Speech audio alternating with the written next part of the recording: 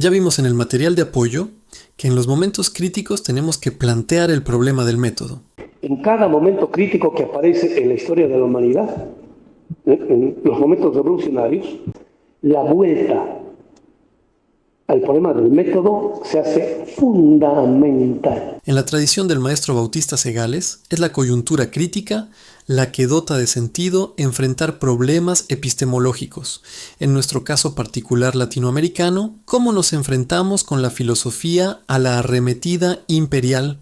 ¿Cómo hacemos entonces conocimiento del imperio para, a partir de ahí, determinar qué acciones políticas de liberación son posibles?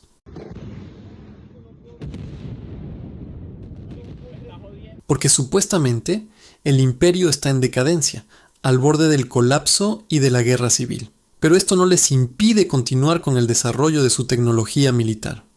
Gross-Fogel ya ha dicho que, en gran medida, fueron las nuevas tecnologías militares las que sirvieron de mediación técnica para lograr burlar los sistemas de defensa venezolanos, logrando que el imperio secuestrara a su presidente y su esposa. Además, el ejército venezolano y sus milicias supuestamente estaban preparados para estar a la altura de una invasión militar de este calibre. Entonces, ¿qué pasó? ¿No conocían realmente al imperio? ¿Cuáles son las preguntas que nos tenemos que hacer? Porque como ha aparecido un nuevo problema, un nuevo observable en el horizonte de la realidad, y porque no lo entendemos inmediatamente, eso quiere decir que el método que habíamos aprendido ya no permite entender lo nuevo. Y por eso hay que revisar el método que teníamos para poder entender lo nuevo. ¿Sí se entiende? Es en este contexto que nos enfrentamos ahora a un pensamiento como el de Hegel, empezando siempre por la biografía, como nos enseñó el maestro Juan José Bautista. Biográficamente, por eso cuando uno quiere estudiar a un pensador, lo primero que tiene que hacer es revisar su vida, su biografía. Uno tiene que saber qué es aquello que estaba pensando o está pensando un pensador cuando está pensando. ¿Cuál es el problema? Si uno no sabe eso, no entiende nada. Entonces, ¿qué futuro les espera a nuestros países en su lucha por la dignidad y en resistencia al diseño imperial de la región? Empecemos pues con la biografía. Saltándonos un poquito, solo para ilustrar la pertinencia de empezar con esta biografía específica, y porque Bautista nos enseñó que es la política la que nos sugiere el modo de entrarle a los temas, queremos señalar cómo Pinkard tiene una pretensión explícita de relacionar y mostrar a un Hegel profundamente afectado e interpelado por los acontecimientos políticos revolucionarios de su tiempo. Dice en su página 18, abro cita: "Lo que sí he procurado siempre, a lo largo de esta biografía, ha sido situar la vida de Hegel en el contexto de los sucesos revolucionarios que surgían en torno a él, puesto que no es posible entender la propia experiencia de Hegel sin tener conocimiento de alguna manera de las circunstancias vitales que lo rodearon y las conexiones entre ellas. Aquí, lo que tenemos que entender es que en esta biografía, Pinkard nos hará notar que Hegel, aunque es un autor muy abstracto, oscuro y difícil, en el fondo, el contenido de su pensamiento son temas de la vida inmediata que vivía el pueblo de su tiempo. En específico, Hegel habría sido profundamente afectado por los estallidos de las revoluciones del siglo XVIII y cómo estos afectaban la vida cotidiana de la gente, haciendo que en su obra se encuentre contenido el esfuerzo de pensar precisamente estos acontecimientos históricos. Entonces, en su obra Pinkard, nos llama la atención en el prefacio sobre los prejuicios habituales en las academias cuando abordan el pensamiento de Hegel. Recordemos que la doctora Colmenares ha adaptado este mismo sentido crítico cuando se refiere a los prejuicios habituales en la obra de Marx. Si se nos permite la larga cita, dice lo siguiente: Hegel es uno de esos pensadores de los que toda persona culta cree saber algo. Su filosofía fue la precursora de la teoría de la historia de Marx, pero a diferencia de Marx, Hegel fue un idealista, y que la realidad se desarrollaba según un proceso de tesis, antítesis, síntesis, o que Hegel glorificó el Estado prusiano sosteniendo que era obra de Dios, o que Hegel desempeñó un gran papel en la formación del nacionalismo, el autoritarismo y el militarismo alemanes, con sus celebraciones cuasi místicas de lo que él llamaba lo absoluto. E inmediatamente nos sorprende diciendo que prácticamente todo lo que se dice en el párrafo anterior es falso, salvo la primera frase que es: Hegel es uno de esos pensadores de los que toda persona culta cree saber algo.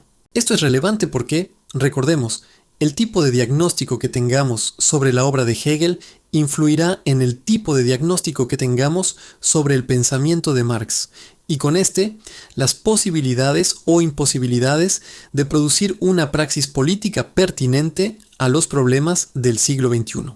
Más adelante, en la página 10, empieza: nacido en 1770, se crió en un tiempo en el que los reyes estaban seguros en sus tronos, y para el observador superficial, la sociedad estaba sentada en una forma asumida mucho tiempo atrás.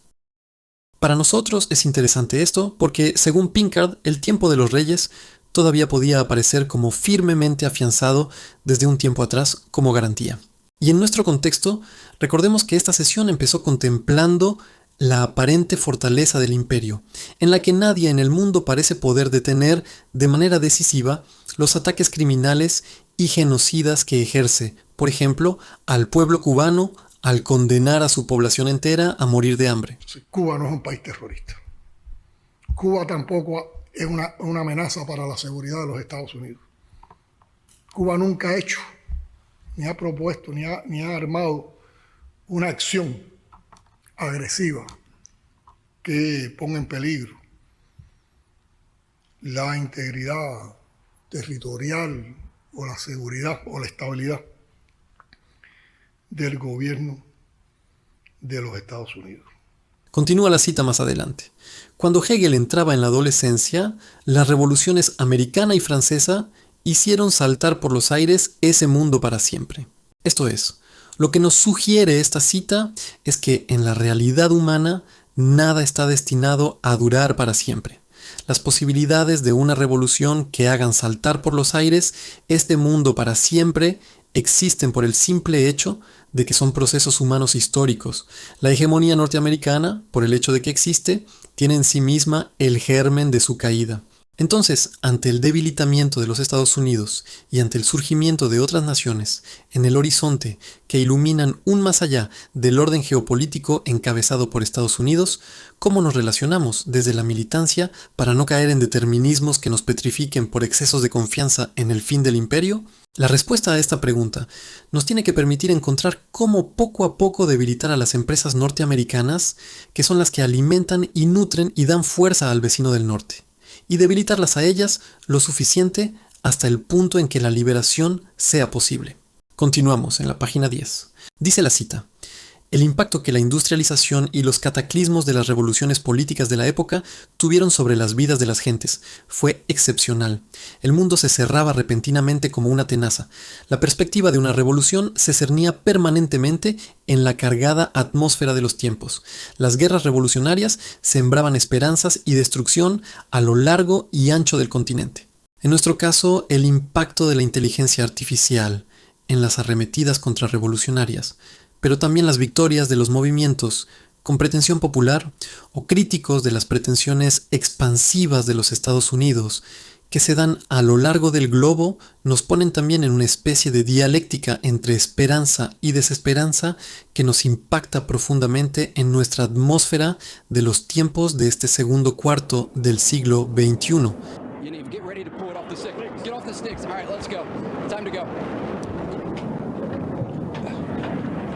Okay. Guys, come on, everyone move. Everyone move now. Continuemos. Misma página. Último párrafo. El propio Hegel no permaneció indiferente a todos estos sucesos revolucionarios y a las experiencias vividas por los jóvenes de su generación. Se sintió capturado por tales sucesos, los vivió como propios y decidió dedicar su vida a darle sentido a los grandes cambios que él y sus jóvenes compañeros tenían que asumir en su condición de alemanes y europeos cuando acababa el siglo XVIII. Ahora bien, es importante mencionar que nosotros no somos europeos alemanes del siglo XVIII. Nosotros estamos en América Latina y los procesos geopolíticos que estamos atravesando los estamos viviendo con mucha intensidad, siguiendo los acontecimientos de cerca. Además, estamos en el siglo XXI. La situación geopolítica es otra, lo que requiere sus propias categorías para pensarlo adecuadamente y a partir de esa reflexión determinar las acciones posibles. Continúa el mismo párrafo. Buena parte de su filosofía fue un intento de comprender lo que aquellos acontecimientos podían y debían significar para nosotros, los modernos, que aún nos debatimos por comprender el sentido de nuestras propias vidas en las sociedades de mercado y en el culto de la libertad. Por eso es fundamental retomar este tipo de reflexión. En nuestro caso, estaríamos hablando de preguntarnos, ¿qué significan estos acontecimientos geopolíticos para nosotros, para Tercer Mundo, para los que, como diría el maestro Dussel, padecemos a los modernos, y que aún nos debatimos el sentido de nuestro destino como latinoamericanos, debatido en torno a aquellos que tienen voluntad de colonia y voluntad de liberación? Ponga usted, presidente Lacalle, la fecha, el lugar para un debate. O ponga usted, presidente López Obrador, y Venezuela está lista para debatir de democracia, de libertades, de resistencia, de revolución y de lo que haya que debatir, de neoliberalismo. De cara a los pueblos, en transmisión en vivo y directo, en privado, como ustedes quieran, con respeto, sin exclusiones. No debemos ideologizar las políticas internacionales. La política internacional debe estar al servicio del derecho internacional, de los grandes intereses de la humanidad, de los grandes intereses de la región. Y debemos pasar la página del divisionismo que se insertó en la América Latina, del acoso a la revolución bolivariana y ahora del acoso incesante a la revolución cubana y a la revolución nicaragüense. Pero no venimos a tirar piedras, venimos a tender la mano para el trabajo, para el diálogo y para la unión. Hay una contradicción, presidente Lacalle, entre la OEA y la CELAC. Es la vieja contradicción del monroísmo y el bolivarianismo. América para los americanos, que nos consideran patio trasero, eso sigue intacto, sigue así. Más allá de lo que hoy se pueda decir. Y el bolivarianismo, el latinoamericanismo, el unionismo. Como podemos ver, estamos haciendo el esfuerzo de hacer una lectura de la vida de Hegel pertinente para una militancia comprometida con las luchas antiimperialistas de este siglo XXI. Hasta este punto abordamos el prefacio. La próxima sesión abordaremos el capítulo 1, donde veremos el contexto en el cual se desarrolló su juventud, siempre sin perder la perspectiva geopolítica que nos dota de una brújula crítica.